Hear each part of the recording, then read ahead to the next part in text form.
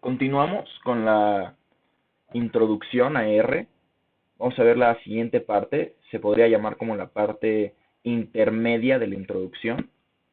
Vamos a ver a fondo las estructuras básicas.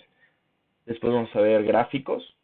Y vamos a ver finalmente cómo importar y exportar datos. Muy bien. Entonces comenzamos con funciones. Esta parte de por qué necesitamos crear nuestras propias funciones, yo creo que nosotros ya lo comprendemos por lo que llevamos en el curso, pero hay métodos que nos gustaría a nosotros repetir muchas veces. Entonces, en vez de tener un método que yo tengo que estar corriendo paso por paso muchas cosas, si es un método, por ejemplo, calcular la media, yo no quiero sumar todos los valores y luego dividirlo entre el número de elementos que tenía. Simplemente me gustaría decir la media de este conjunto. Entonces, si va a ser una cosa que vamos a estar repitiendo, nos conviene guardarlo en una función. Estoy viendo si nos van a dar algo importante. No. Ok. Funciones definidas por el usuario. Es decir, funciones definidas por nosotros. Hay funciones que están ya definidas en R. Por ejemplo,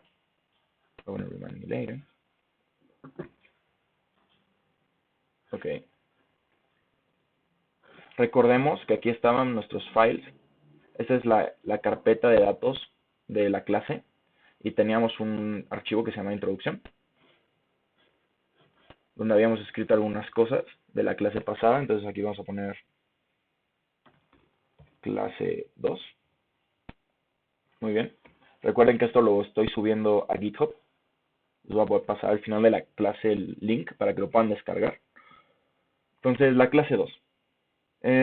Hay funciones que ya están definidas por R.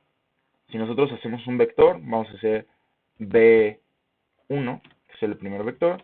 Vamos a hacer que sea los números del 1 al 100.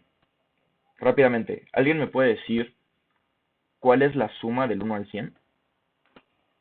Rápidamente. Me lo pueden decir como expresión de otra cosa, si quieren. Pero alguien me lo puede decir. Eso lo deberían saber todos. ¿Cuál es la suma del 1 al 100? ¿Me pueden escuchar? Sí, es con la fórmula de Gauss, ¿no? ¿Y cuánto es? ¿Cómo sería con la fórmula de Gauss?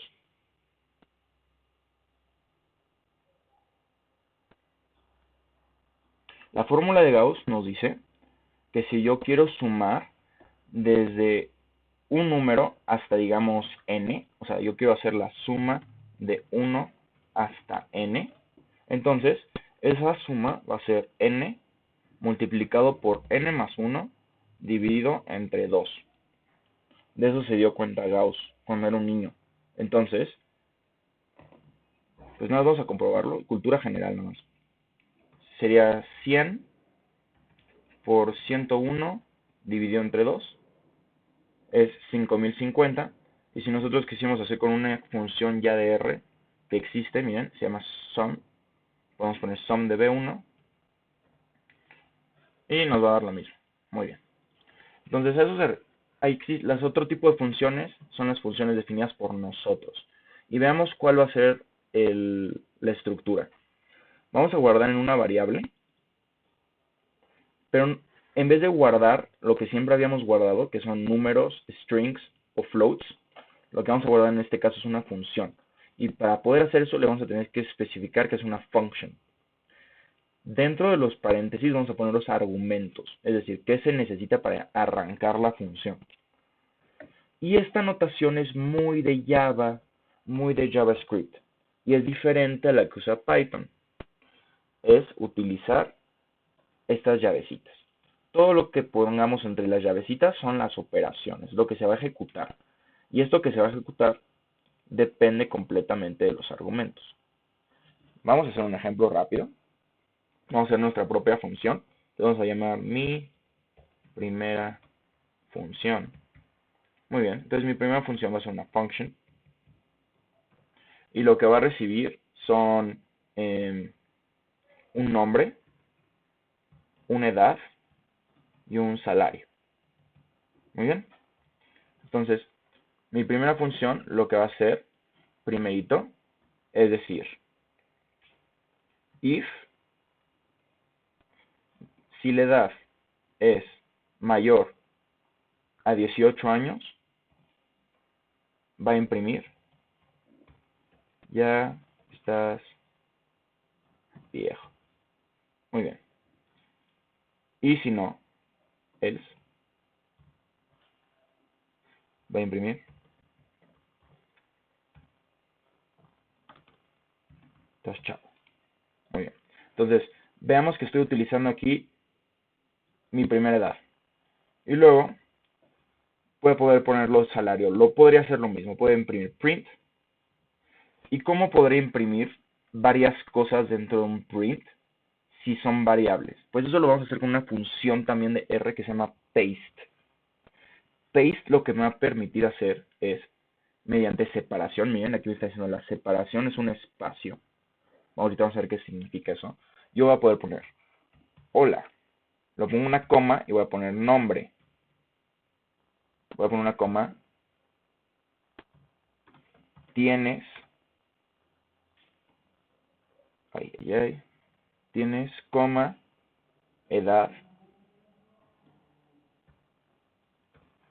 años. Muy bien. Entonces vamos a correr esta función. ¿Y qué pasa si yo aquí escribo mi primera función? Y miren cómo R ya la guardó como si también fuera una función de R. Ya está guardada en la memoria de R y aquí dice, necesitas para iniciarle un nombre, la edad y el salario. Esos son los parámetros. Le voy a poner Jonathan, tengo 23 y salario, pues no sé, vamos a poner 1000 pesitos. Y me va a decir, ya estás viejo, hola Jonathan, tienes 23 años. Entonces, pues ya vieron, es nada más para que vean la estructura y lo que podemos hacer. Aquí hay un parámetro de más, lo pueden notar, pero pues eso es lo que van viendo ustedes cuando ya saben programar. Hey, mira, aquí estás pidiendo salario, pero no utilizas salario, está de más. Muy bien. ¿Hay alguna duda hasta ahorita? No. ¿Que pidas algún parámetro de más saliente tu función o no No. afecta mucho? Pues sí afecta mucho porque no es óptimo, ¿no? Porque vas a estar pidiendo algo que no utilizas. Al fin y al cabo, todo lo que pides requiere un esfuerzo. O sea, si estás pidiendo algo, requiere que se le dé algo. Y eso cuesta, de alguna manera. Entonces, no le cuesta nada a la máquina. A la máquina no le está costando en lo absoluto. Pero a ti como persona, sí. O sea, te estás afectando al que corre el código. Pero a la máquina Va, no, para nada. gracias. Sí, de nada. Ok, aquí definen su propia función, pero nosotros ya lo hicimos. Las estructuras de control. Ok, nosotros ya vimos if y else. Eso sí, no me pueden decir que no lo vimos. Ahorita lo vamos a volver a ver, pero ya sí lo vimos. For. El for también lo vimos. El while no lo vimos porque a mí no me gusta, pero se los voy a mostrar. Break y next. Muy bien. ¿Por qué a mí no me gusta while? Y les voy a explicar por qué. Antes de mostrárselos. Porque yo creo que cualquier cosa, yo creo que los while son contraintuitivos. Los while solo deberían funcionar para ciertas cosas así muy específicas. Y no creo que en R. A mí me gusta todo con for, pero se los voy a mostrar. Ok, if y else. Muy parecido a lo que estábamos haciendo. If, entre paréntesis la condición. Dense cuenta, así está casi todo en R. Siempre va a ser así. Van a aplicar un condicional, una cosa de control, entre paréntesis las condiciones y entre las llaves las operaciones. ¿Cuándo va a correr las operaciones en los ifs? Cuando la condición aquí adentro sea verdadero. Aquí te ponen el ejemplo más claro. If 4 es mayor que 3, va a correr verdadero. Pero pues obviamente esto siempre es verdadero, no sirve de nada. Lo que nos va a servir los ifs es para clasificar eventos. A ver, como en el otro caso, ¿no? Yo le estoy dando parámetros y dependiendo qué le estoy dando, es lo que sucede con el if. Aquí nos va a mostrar qué pasa si nosotros queremos dar un escenario donde solo existen cosas binarias. El if, else, tienen que pensar en eso como si solo existen dos escenarios. Sí pasa y no pasa. Siempre es importante ver cuántos escenarios hay. Y en este caso solo hay dos, pasa y no pasa. Si sí pasa, vas a hacer esto. Si no pasa, vas a hacer esto. Muy bien. Entonces, aquí son algunas funciones que podrían hacer, pero nosotros ya lo hicimos. Ya lo hicimos. Este es el bueno. El if-else. Este es el buenísimo. Esta cosa es propia de R. No la he visto en Python y no la he visto en JavaScript. Entonces, este es muy bonito. ¿Por qué? Porque vamos a poder dejar de usar esta notación fea y vamos a poder escribirlo todo en una sola línea. Y eso se me hace muy estético. Entonces, miren. Podríamos, aquí dice, la función if-else nos permite vectorizar if-else. En lugar de escribir una línea de código para comparación, podemos usar una sola llamada a esta función. Lo que les digo, en vez de escribir una cosa grandota, podemos hacer una cosa chiquita. Entonces, ¿cómo va a funcionar? Vamos a escribir if-else. Le vamos a dar un vector. Y después le vamos a decir qué valor va a tener si sí es verdadero. Y le vamos a decir qué valor va a tener si es falso. ¿Y qué nos va a regresar? Nos va a regresar de ese vector para cada elemento si sí lo cumple o no lo cumple. Vamos a ver cómo funciona. A ver. Num es un vector que va del 1 al 8. O sea, va 1, 2, 3, 4, 5, 6, 7, 8. Entonces, cuando están llamando aquí a la función, dicen num, su módulo 2 es igual a 0. Es decir, son números pares. Si sí cumple eso, lo vas a clasificar como par. Si no cumple eso, lo vas a clasificar como non. Entonces, vamos a resumir esto, porque es muy importante. La función if-else, ¿qué es? O sea, ¿por qué me estoy emocionando por la función if-else? La función if-else nos va a permitir ya no tener que escribir la siguiente cosa. Supongamos que tenemos aquí un vector que se llame vector prueba.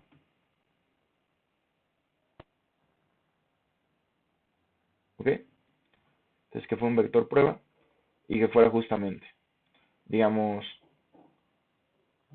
10, 15, 20, 17, 18, 19. Bueno, eso, lo que se escribió. Entonces, ¿qué nos está evitando hacer el if-else?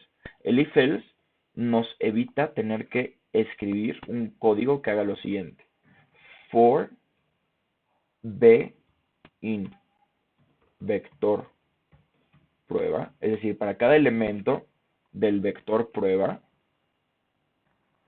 if b y digamos una condición, la condición que nosotros queramos. En este caso pensemos mayor a 17. Entonces print mayor de edad. Else print menor de edad. Este escenario, créanme que lo van a tener que hacer montón de veces.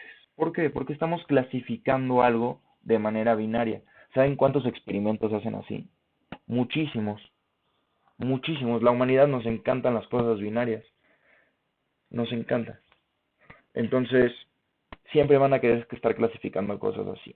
Entonces, en vez de hacer todo esto, miren, vamos a correr este y este. Y dice menor de edad, mayor, mayor. Podemos hacer lo siguiente, el if-else. Y le vamos a poner vector prueba mayor a 17. Vas a escribir mayor de edad. Si no, vas a escribir menor de edad. Lo corremos y nos aparece la misma información que acá. O sea, aquí lo está guardando en un vector, lo cual también es padre. Es como si hubiera guardado estos valores en una lista y nos la regresa. Pero es lo mismo, ¿no? Menor de edad, y los demás mayor de edad. Ok, ¿hay alguna duda con eso? ¿Se entiende por qué está padre esta función y qué sustituye? Sí, Perfecto, o sea, está padre. Créanme, esta estructura de acá, que utiliza un for y un if, poder escribirlo en una sola línea es muy estético. Muy, muy estético y nos ahorra mucho tiempo. Ok, perfecto. Básicamente eso. Va. For. Vamos a ver si hay algo padre en for, si no nos vamos rápido. Lo mismito, ¿no? For, y pueden poner elemento in objeto, que es lo que hicimos. Y aquí estamos iterando sobre los objetos. Muy bien. Pues ya lo hemos estado haciendo mucho. Les voy a mostrar algo rápido. Les iba a mostrar algo rápido. Dos maneras de iterar una lista. Eso sí es importante. Dos maneras de iterar sobre sobre un vector. Vamos a llamarlo vector porque en R es vector. Si fuera Python es lista, pero aquí en R lo llaman vector y vamos a llamarlo así. Llamamos a B2, C, que diga 1, 2, 3, ¿va? Entonces imaginemos que yo quiero imprimir cada elemento, lo cual es una tontería, ¿no? Y lo quiero hacer. Entonces, hay dos maneras. Yo podría poner for, digamos, número, in B2. Yo puedo poner print B2. Digo, print, no. Muy bien. ¿No? O sea, para cada número en B2 imprime eso, ¿no? Y 1, 2, 3. La otra manera, que también es muy útil, y se las quiero mostrar, es con los índices de la lista. For, y aquí usualmente se utiliza la i. O sea, lo van a ver mucho en internet con la i. Entonces puedes poner for i in 1 hasta la longitud del B2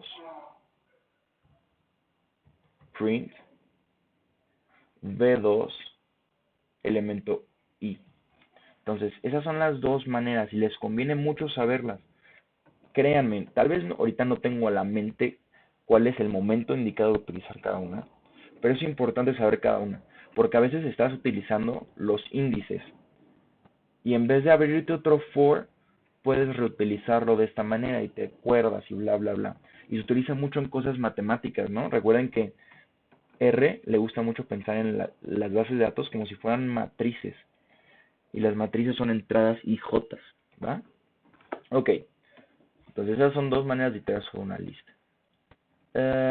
Perfecto. Ahí estuvo. While. Vamos a ver el while. ¿Qué va a pasar con el while? El while va a correr las operaciones una y otra y otra y otra vez, mientras que esta condición sea verdadera. Literalmente está diciendo mientras, boom, pum, pum, pum, pum, pum, pum. Ok, veamos cómo funciona. Aquí nos está diciendo, miren, vamos a poner un umbral, que es límite, y un valor, 0. Y nos está diciendo, mira, while valor sea menor al umbral, imprime todavía no, y luego actualizas el valor para que sume uno más. Entonces te das cuenta, ¿no? Valor vale 0. Aquí va a preguntar, ¿0 es menor que 5? Sí. Va a imprimir, todavía no. Y ahora, valor ya no vale 0. Vale 0 más 1, que es 1. Y así va a estar como tonto hasta que esto termine. ¿Para qué sirve esto? ¿Para qué utiliza la gente el while en la vida real? Miren, lo utilizan para lo siguiente. Así lo he visto siempre. Estoy bien amargado aquí, echando pestes del while. El while ni me conoce, ni existe, pero me caga. Ok, entonces, el while. La gente, ¿cómo lo utiliza? Cuando quiere hacer un experimento muchas veces. Imagínense que quieren ustedes hacer una muestra aleatoria. Dicen, quiero recolectar 100 datos de una distribución normal, ¿no? O sea, quiero recolectar un número n de muestras de una distribución normal. Va. Entonces, ¿cómo harían eso? Tendrían que poner un n, siempre le hacen así, miren, n sim, y dicen, ¿cuántas simulaciones son? Y vamos a poner 100, que son 1000. Entonces, tú podrías poner como ellos le ponen un valor, vamos a ponerle val 0. Y hacemos una lista que se llame sim. Ahí guardando nuestras simulaciones. Entonces yo pondría while val sea menor que 1000, pues ¿qué vamos a hacer? Pues muy fácil, ¿no? Vamos a crear una simulación, o sea, llamarle así, sim_n, que sea rnorm, vamos a ponerle, no sé, lo que sea, 10, 0, 1, hagan de cuenta, y le vamos a poner el valor que queremos. Me estoy complicando mucho para dar un ejemplo, pero quiero que lo vean. Creamos como un vector de 10 valores aleatorios de la distribución normal 0, 1. Ahí la cambié, 0, 1. Y después hagan de cuenta que guardamos, o sea, queremos sacar su desviación estándar, ¿no? Entonces vamos a poner SDN es igual al square de la varianza de sim n. Ok, y queremos guardar ese valor aquí en simulación. ¿Cómo lo haríamos? Pondríamos simulación es igual a un vector que al principio es simulación y después es sdn. Básicamente esto de acá es agrégale un elemento al final de este vector. Eso es lo que está diciendo, eso es agregando un elemento al final del vector. Muy bien, y al final, ¿cómo detenemos esto? ¿Cómo hacemos que esto no sea infinito? Pues que este número vaya creciendo. Entonces incrementamos el valor, que val sea val más 1. A huevo. Entonces vamos a correr esto, pum, pum, pum. Corremos esto. Y veamos, aquí puedo poner sim. Son un montón de desviaciones estándares, ¿no? Entonces nosotros podríamos ver cuál es el promedio de la simulación. Y debería ser muy cercano a 1, que es el valor real que le pedimos. Muy bien, usualmente la gente utiliza así los whiles. Espero haya quedado claro. ¿Quedó claro los whiles? Sí, Perfecto. También otra manera que lo podrían hacer. No. Bueno, sí, para que lo sepan, de cuándo sí se vale la pena utilizar los whiles. Existe una teoría en una manera de hacer muestreo inteligente que se llama el muestreo de Gibbs. No sé si alguien ha escuchado el muestreo de Gibbs.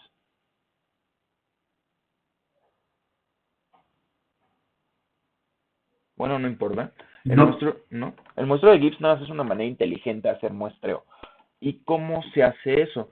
Pues tú puedes pedir un mínimo, número mínimo de elementos que quieres. Tú quieres 100 elementos en tu lista, pero tú quieres estar seguro de que esos elementos vienen de un tipo de población que a ti te interesa, ¿va?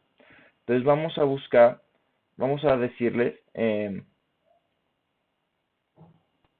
sería, queremos que la población que nos interese, su media cercana, sea 40 años, hagan de cuenta. ¿Y qué tanto vamos a permitir que se alejen de esa media? O sea, ¿qué tanto nos gustaría? Entonces nuestra desviación permitida, pues la verdad no me gustaría que fueran, o sea, me gustaría que estén entre 38 y 42, son 2 años. Muy bien. Entonces observen esto. Yo puedo generar números aleatorios de una distribución normal, pero solo aceptar los números cuando cumplen que están entre los 38 y los 42. Tiene sentido, ¿no? Entonces, ¿qué voy a hacer? Yo voy a crear una lista que se llame aceptados, háganme cuenta, que son los números que sí acepto. Muy bonito. ¿Y qué voy a pedir? ¿Cómo le hago para asegurar que yo tenga los 100 elementos? ¿A quién se le ocurre? ¿Qué tendría que poner aquí adentro en el while? ¿Quién es mi gallo? ¿Quién es mi galla? ¿Qué se les ocurre que tendría que poner ahí en el while?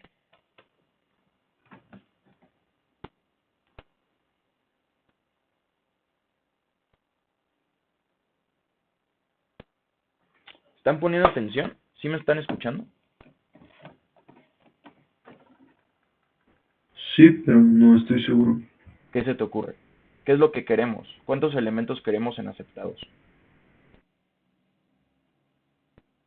¿Queremos 100? Exacto. Entonces, ¿qué crees que es lo que yo tenga que condicionar para que yo no pare de muestrear y aceptar gente? Mientras que, ¿qué? Que, No puedo parar. que el length of aceptado sea menor que 100.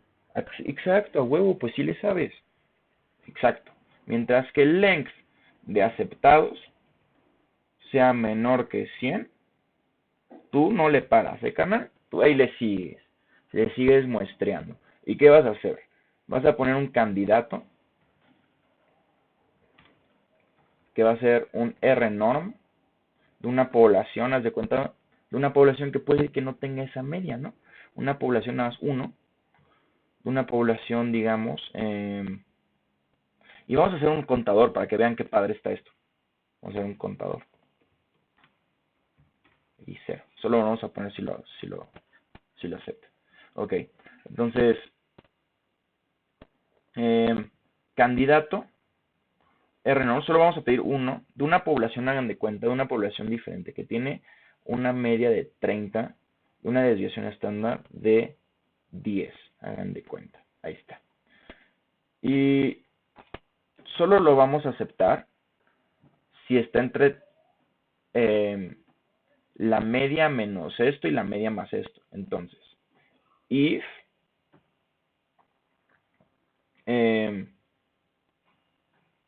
vamos a pedir que sea el primer elemento. Créanme, eso va a ayudar. If candidato es mayor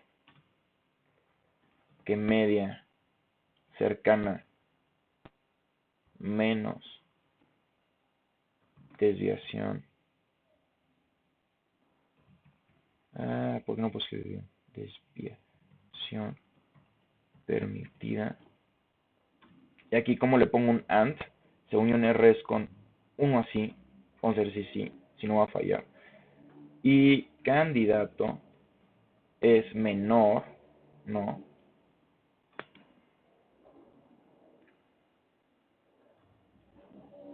A esto, pero con la suma. ¿Por qué? Pues así es como que está en medio, ¿no? ¿Se dan cuenta? Es como si está en medio. ¿Ok? No sé si este es con uno o con dos, ahorita lo averiguamos. Pero si pasa eso, solo si pasa eso, lo que yo quiero que hagas es que aceptados es igual a aceptados. Y vamos a poner, no, perdón, es una C, aceptados. Y aquí ponemos ¿qué? Candidato. Candidato. Si no hace, o sea, si no cumple eso, pues yo no quiero que haga nada, entonces no hay una necesidad de un else. Voy a poner una cosa más, voy a poner aquí contador es igual a contador más 1 para que veamos cuántos samplings hizo el while. ¿Ok? Entonces no, voy a correr todo. Ok, el argumento tiene longitud 0. A ver, déjenme ver si es con 2 entonces.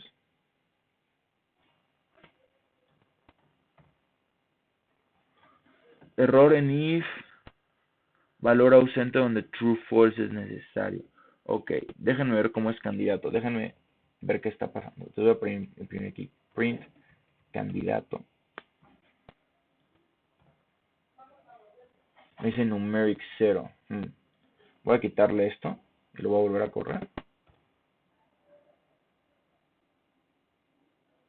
Al parecer ahí ya corrió. Lo que estaba pasando es que yo la regué y le puse un 0 ahí. Todo estaba bien.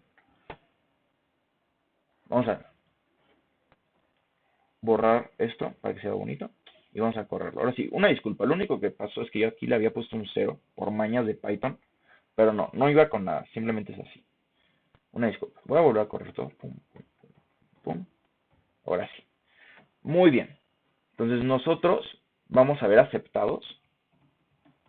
¿Y qué nos damos cuenta? Son pura gente que nos gusta sus edades. Súper padre. Entonces ya clasificamos a las 100 personas que van a participar en nuestro experimento. Pero ¿cuántas encuestamos? Vamos a ver cuál es el valor de contador.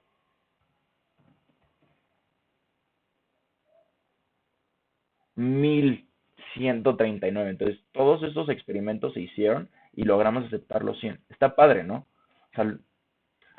O sea, esa es otra manera de si utilizar un while. ¿Se entendió?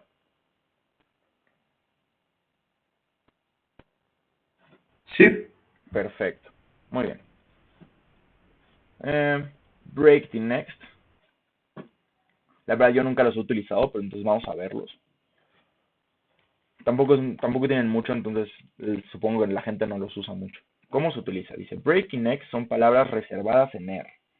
No podemos asignarles otros valores. Es decir, no puedes poner funciones que se llamen break y next. Break nos ayuda a interrumpir un bucle. Ok. Y next nos deja avanzar a la siguiente iteración. Ok, vamos a ver cómo funciona. Entonces dice, for i in 1 hasta el 10, o sea, voy a iterar de 1 al 10. Si i es igual a 3, detente. Y aquí dice print i. Ok. Entonces, ¿qué está haciendo esto? Este código se suponía que iba a correr desde el 1 hasta el 10. Pero aquí puso un if, que es lo primero que se corre. Dice, cuando llegues al 3, break, es decir, corta el for. Y entonces vean, aquí te dice cuál es el resultado, solo corre 1 y 2. Vamos a ver el siguiente ejemplo. Dice, número es 20. Mientras que el número sea mayor a 5, ok, entonces suponemos que le va a ir restando, y aquí lo podemos comprobar, le va a ir restando. Es 20 y va reduciéndose hasta que sea mayor a 5. Si el número llega al 15, detente. Ok. Y devuelve cuál es el número. Muy bien, entonces vemos que el número que se devuelve es el 15. ¿Por qué? Porque aquí íbamos a estar reduciendo número, lo íbamos a estar haciendo más chiquito cada vez. Eso es lo que está haciendo este while. Pero este if dice, cuando llegues al 15 te detienes. Y por eso el último valor que tiene es 15. Muy bien. Vamos a ver cómo se utilizaría el next. Aquí dice for de i desde el 1 hasta el 4. Cuando llegues al 3, next. O sea, no hagas, sáltate el paso. No hagas esto. ¿Ok? Entonces, en el caso cuando tenemos un 3, nos vamos a saltar ese valor.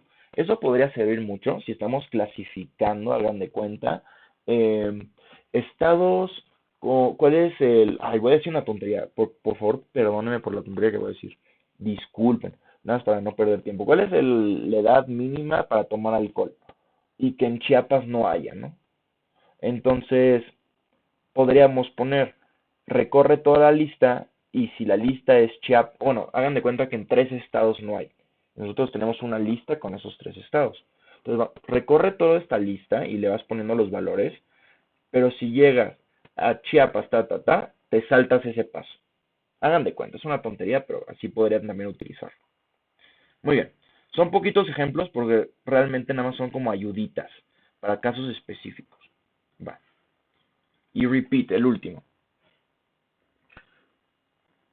Este es un bucle que se lleva a cabo el número de veces que especifiquemos. O sea, es como utilizar un for. Es muy parecido a un for, básicamente. Ok, vamos a ver el ejemplo. Valor es 0. Y aquí tienen un vector vacío. Ok, un vector que no tiene ningún valor. Y dice, repite esto. Valor es valor más 1, ¿ok? Vas a ir sumando. Cuando el valor llega a 5, haces un break. La verdad está horrible, yo nunca lo usaría. Por eso nunca lo había visto. Qué feo. Feo, feo, feo. ¿Se dan cuenta que es como un while? Es como un while o un for. O sea, básicamente estás diciendo, repite esto y cuando llegues acá, te sales de este ciclo. Ok. Si quieren, úsenlo. Pero está feo. Ok. Llegamos ahora sí, por fin, a la familia apply. Esta está padrísima, esta sí. ¿Por qué está muy padre? Porque es algo muy característico de R. Y aquí te lo dice. Con esta familia de funciones podemos automatizar tareas complejas utilizando pocas líneas de código. Y es una de las características distintivas de R. Ok, entonces estamos listos. Un recordatorio sobre vectorización. Vamos a hacer que nos dicen. Ok, nos están diciendo que si tenemos un vector le podemos hacer operaciones. Nosotros recordamos eso. Podríamos tener aquí edades, no sé, rápido. Que fueran 10, 15 y 20. Y lo que nos está diciendo es que nosotros podemos poner, por ejemplo, edades. Pues ahí está, ¿no? Bonito. Pero podríamos poner edades más 2. Y lo que va a hacer es sumar entrada a entrada. Edades al cuadrado va a elevar entrada a entrada. Ok, y dice, las funciones de la familia apply. Y miren cuántas son. La gente que ya se las sabe siempre las utiliza. En todos los códigos de RPadres las van a estar utilizando y viendo. Es una familia numerosa y esta variedad de funciones se debe a que varias de ellas tienen aplicaciones sumamente específicas. Muy bien. Vamos a ver la apply y la apply. Apply aplica una función a todos los elementos de una matriz o de un vector. Entonces, veamos. La estructura de esta función es la siguiente. Vamos a poner apply y luego le vamos a poner a qué le queremos agregar esa función. Luego le vamos a poner margin. Miren esta estructura. Van a ver que la mayoría de las páginas nos van a mostrar las funciones y nos lo van a explicar así. Nos van a poner aquí una función que dice X margin font. Eso no te dice nada, pero a la vez te dice mucho. Es una función que tiene 3 parámetros. Y usualmente en la parte de abajo te van a explicar qué es cada parámetro. X te dice una matriz o un objeto que pueda coercionarse a una matriz. Generalmente un data frame. Ok, algo que se parezca a una matriz. Margin. La dimensión margen que agrupará los elementos de la matriz X. Son identificables como 1 los renglones o 2 las columnas. ¿Por qué está pasando esto? Porque nosotros podemos decidir a qué vector. Esto es como para aplicarle una función a vectores a muchos vectores. Y entonces te está dando la opción de decir, oye, ¿cómo quieres que yo tome los vectores? ¿Como las columnas o como las filas? Es lo que te está diciendo. Ahorita vamos a ver ejemplos, no se preocupen. 1 y 2. Y font es la función que quieres aplicar. Muy bien. Vamos a ver cómo funciona con un ejemplo y luego lo vemos nosotros hasta que nos quede claro. ¿Qué es X? Pues X puede ser la matriz, ¿no? Aquí nos está dando una matriz, un data frame, que tiene un vector que va del 1 al 3 y un vector que va del 4 al 6. Y se ve así. Vean que aquí nos está poniendo que cada vector es una columna. ¿Ok? Entonces, ya lo tenemos así. ¿Qué es margin? Margin lo que nos está diciendo es sobre qué lo queremos aplicar. Sobre los renglones. Miren, 1 renglón, 2 columna. ¿Y por qué el 1 es renglón y el 2 es columna? ¿Alguien me lo puede explicar? ¿Alguien sabe la respuesta? Tiene mucho que ver con matemáticas.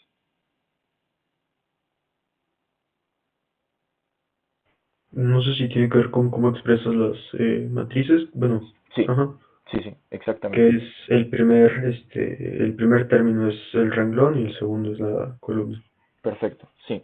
Recuerden que R siempre va a tratar de hacer lógica a las matemáticas. ¿Es un lenguaje de programación? Sí, pero tiene siempre detrás como ese compromiso con las mates. Entonces, el 1 es la coordenada y este va a ser la función. Entonces, aquí me está diciendo, mira, esta matriz, a cada renglón, yo quiero que le apliques la función suma. Y aquí nos lo está dando. Ok, vamos a verlo nosotros. Vamos a hacer eso. Y después, creo que lo utiliza muchas veces. Es una función. Ok, quedémonos hasta acá y vamos a verlo nosotros. Ok, supongamos que tenemos una matriz. Eh, Muy bien. Recuerden, una matriz, nosotros podemos poner matrix y nos va a decir la data, los números de columnas y los números de rows, perdón, y los números de columnas. Entonces, imaginemos que queremos una columna que es 4 por 3, ¿va? 4 por 3, necesita dos elementos. Digamos que vamos del 1 hasta el 12. Y le vamos a decir n row es igual a 4, n col es igual a 3. Y vamos a guardar esta matriz en una variable que se llame m para poder hacer varias cosas. Muy bien, m se ve así. ¿Por qué digo que si es 4 por 3? Porque tiene 4 renglones, 3 columnas. Podemos ver que primera coordenada, segunda coordenada. Si yo a m quiero acceder a este elemento, es elemento 2,2. Entonces aquí tendría que poner 2,2. Ahí está, 6. Perfecto. Entonces, imaginemos que yo quiero ver cuál es la suma de acá, acá y acá. Yo podría poner apply Lo puso con dos P, ¿no? Apply, ahí está, base. Entonces yo quiero aplicarle a M, el margin lo quiero por renglón, entonces es 1, y la función que quiero es zoom. Y aquí lo da. Bueno, sí lo hizo bien. Sí, lo hizo por renglón, ¿verdad? Sí. Y si fuera por columna, sería apply M2 zoom. Ahí está, perfecto. ¿Cuándo funciona padre estas cosas? Cuando queremos aplicar función, o sea, cuando queremos repetir alguna función elaborada sobre un data frame. Ahorita por el tiempo tendría que construir un data frame para explicar eso. Pero cuando estemos viendo análisis de datos y aplicando limpiezas de bases, vamos a querer aplicarle muchas veces la misma operación a cada renglón. ¿Por qué? Porque cada renglón es una observación. Y como tenemos o sea, pruebas estandarizadas para cada observación, tiene sentido usar un apply. ¿Con qué margen? Con uno. Bien, vamos a seguir para terminar al menos eso. La función lapply. Ok. Lapply es lo equivalente a apply, pero para listas. ¿Ok? Entonces es mucho más sencillo. Ya no tenemos que poner el margen, simplemente tenemos que poner la función que queremos aplicar. Entonces, alguien me puede decir rapidísimo.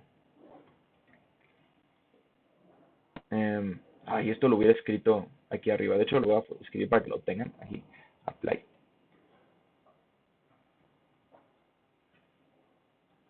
Aquí está. Para que tengan esto aquí escrito bonito.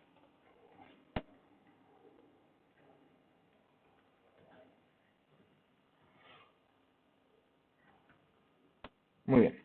Rápidamente, ¿alguien me puede decir qué estructura está sustituyendo la apply? ¿Qué tendríamos que escribir en vez de escribir la apply para hacer lo mismo que hace la apply? Imaginemos que tenemos un vector que se llama v3 que fuera de nombres.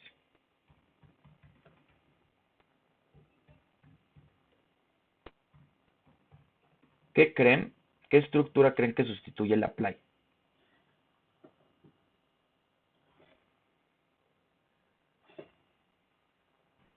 Es cuando se le aplica en renglones. Ok.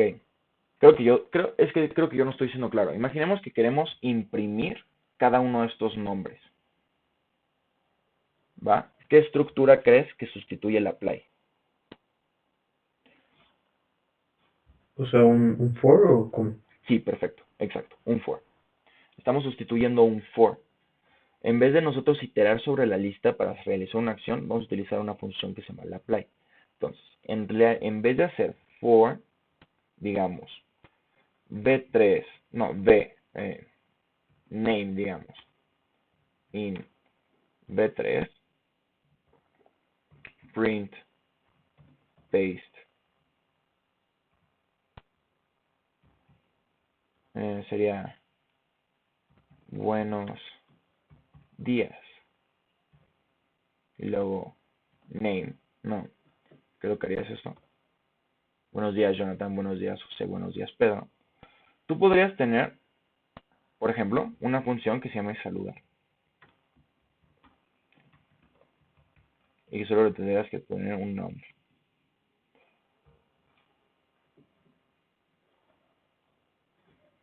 Y esta función podría hacer muchas cosas.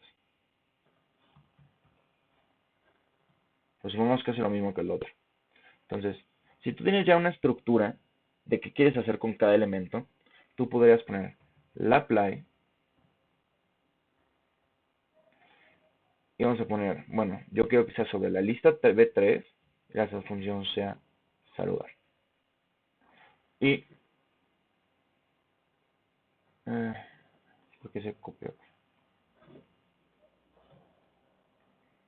Ok.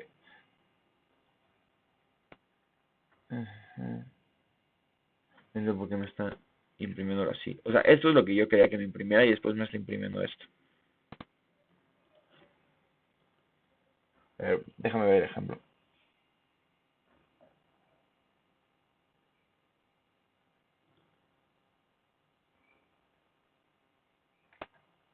Ah, porque te lo está dando como si fuera una... Ok, ok, perfecto.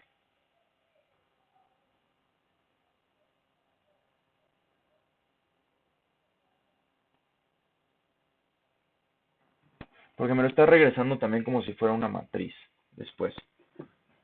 Por eso me está saliendo esto acá. Es decir, si yo tuviera un data frame acá, que esto fuera un data.frame. Y aquí yo tuviera, supongamos, salario. Y tuviera un vector que fuera, no sé, 1000 pesos, 3000, 2100, ¿no? Aquí era una coma, sí, ¿verdad? Sí. Y tendríamos, por ejemplo, edad. Vamos a poner 30, 45, ¿no? Y al último ponemos educación. Este se educó 5 años, este se educó 8 años y este se educó 4 años, ¿no? Ok, si lo corremos, uh, hay algo que no lo está usando. Creo que este no es un punto. Me estoy volviendo a confundir con Python. No, disculpa. Son iguales. Para hacer un data frame. Ahí está. Damos B3. Ahí. Vamos acá. B3. Ese está. Entonces, yo aquí podría hacer un lapply. Y tal vez me interesa saber cuál es la media. Aquí le puedo poner min, ¿no? Y me va a decir, mira, de salario esta es la media, de edad esta es la media, de educa esta es la media. O le podría poner cuál es la varianza y también me va a dar esos valores. Le voy a pedir el squared, ¿no? ¿Quién sabe si le puedo hacer eso? Chance sí, de una vez. No, no me deja. Pero bueno, esa es la lógica detrás. Nos da funciones que ya están hechas. O sea, yo sí podría crear una función que se llame eh, def, digamos. Rápidamente hagamos eso ya para terminar. Sería un function que le damos un valor, digamos x, y nos devuelve, eh, no sé, s es igual a sqrt de la varianza de x, y lo que hacemos es return s, ok, digamos que esa es la función. Entonces, si nosotros quisiéramos la desviación estándar, sí podríamos poner aquí desp, y ahora sí, nos da la desviación estándar, lo cual está padrísimo. Muy bien, ¿se entendió?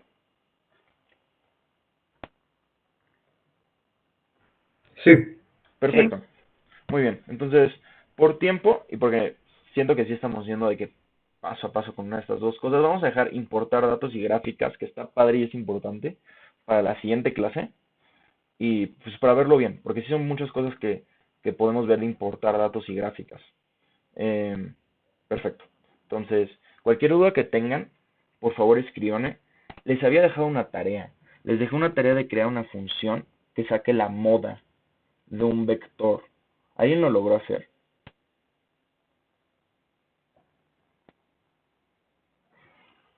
Lo voy a, yo aún no lo he intentado. voy a dejar de grabar.